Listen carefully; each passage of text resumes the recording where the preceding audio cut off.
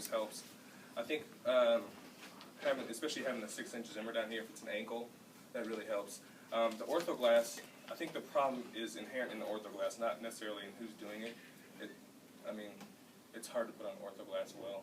It's not, orthoglass is not meant to be on for 3 weeks. It's generally like if it's out at a clinic or something like that that's coming here, then that's when orthoglass I think is okay. Or if I said like it's a one-sided thing, just a volar splint or maybe a posterior splint on a little kid or something like that. But then again, it needs to have a lot of padding on it. Otherwise, it stays wet for a really long time. It's a lot of water against the skin. Like if you put that on in the evening and you see it in the morning, it's probably still wet in the morning. That foam, that padding on it, just maintains holds a ton of moisture.